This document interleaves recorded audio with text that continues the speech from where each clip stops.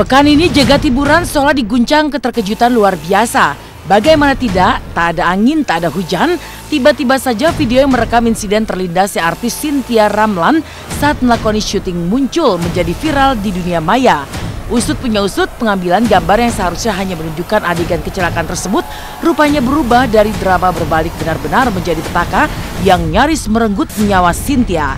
Karena kurang 1 cm saja, bagian kepala Cynthia nyaris terlindas oleh ban mobil yang dikendarai oleh lawan mainnya, Median Maladi, mencuatkan tanya. Bagaimana kecelakaan naas itu bisa terjadi? Yang jelas setelah dilarikan ke sebuah rumah sakit di bilangan Pondok Indah, Jakarta Selatan, kondisi Cynthia yang hingga kini masih dalam pantauan medis, konon membuat keluarga terutama Ola Ramlan, sang kakak, marah dan sempat cemas.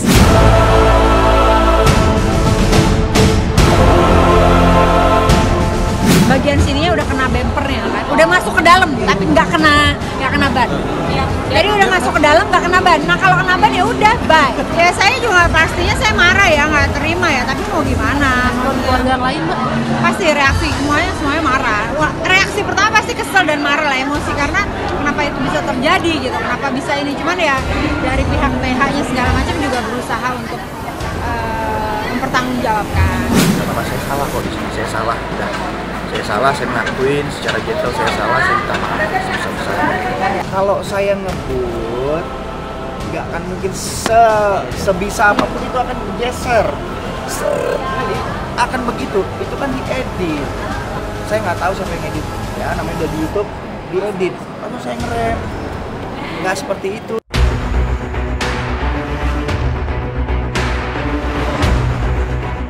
Mau tak mau, tanda tanya besar pun mencuat. Apa yang memicu kecelakaan naas di hari Jumat tanggal 3 Maret 2018 itu terjadi?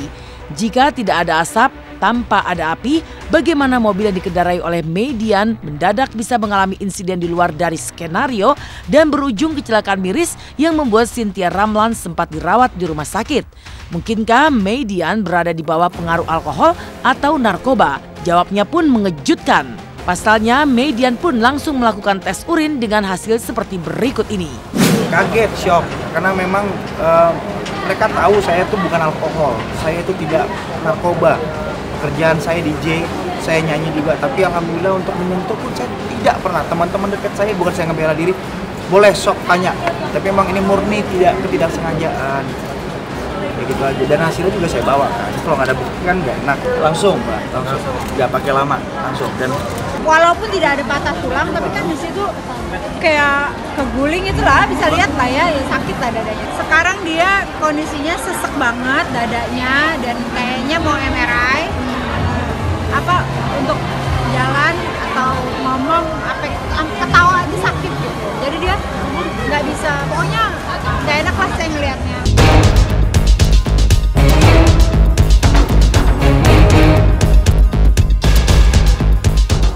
Jauh dari kecelakaan naas adik Ola Ramlan, kejutan yang tak kalah mengundang geger juga pecah pada hari Selasa kemarin. Pasalnya setelah nyaris 1 tahun memutuskan keluar dari rumah yang diwarnai gonjang-ganjing poligami, hadirnya wanita ketiga Opik, kemarin pengacara Dian Rose, istri Opik, mendadak terlihat memasuki ruang sidang Pengadilan Agama Jakarta Timur.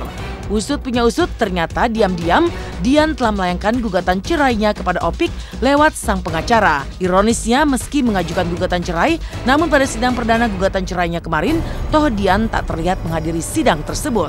Begitu juga dengan Opik yang bahkan sama sekali tak mewakili kehadirannya lewat pengacara. Ada apa dengan Dian? Dian yang menggugat, mengapa Dian pula yang tidak terlihat muncul pada sidang pertama gugatan cerainya kemarin? Benarkah Dian masih syok berat hingga tak sanggup menghadiri sidang pertama proses gugatan cerainya di Pengadilan Agama Jakarta Timur kemarin? Ruang sidang 2. Terima kasih.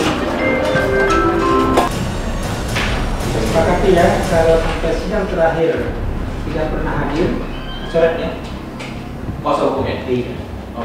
Majelis Hakim untuk minta penggugat itu bukan melalui kuasa hukumnya untuk hadir ke sini. Hadir itu tujuannya biar bisa ketemu dengan hakimnya. Setelah itu akan diajukan mediasi. Apakah upaya mediasi ini berhasil atau seperti apa itu nanti kita lihat. Iya benar bahwa Mbak Dian Rose menunjuk saya mewakili dalam hal mengajukan gugatan cerai. Harusnya mah hadir ya biar prosesnya cepat. Tapi karena Mbak Dian Rosnya juga tadi lagi ada acara pengajian nahu sorof gitu ya, jadi nggak bisa hadir juga. Berusaha untuk bertahan ya, tapi kesabaran orang kan ada batasnya. Hingga akhirnya dia memutuskan udahlah, mungkin berpisah lebih baik. Kalau boleh tahu kenapa lebih memilih diam, Pak Ustadz? Kenapa lebih memilih diam, Pak Ustadz? Kapan mau klarifikasi? Mana nih?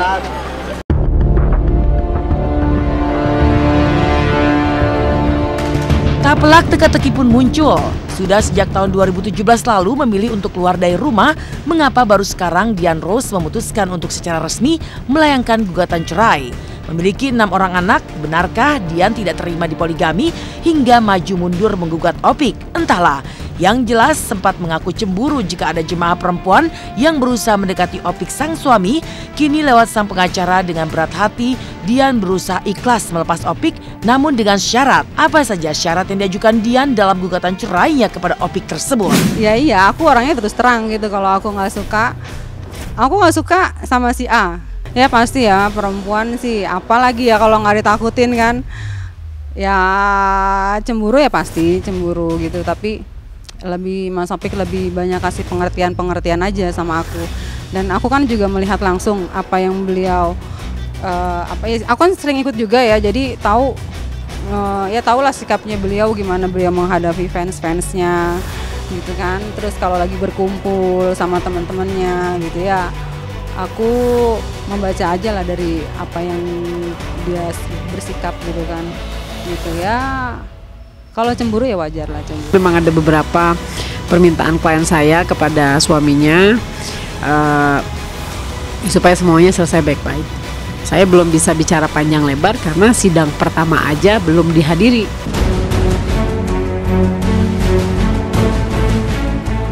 Sesaat lagi Intens akan mengutas fenomena sederet video jenazah yang viral menyedot perhatian publik karena diantar dengan kondisi miris. Seperti apa deretan video ini menggetarkan hati para selebriti dengan miris? Jangan kemana-mana, nantikan Intens setelah jeda berikut.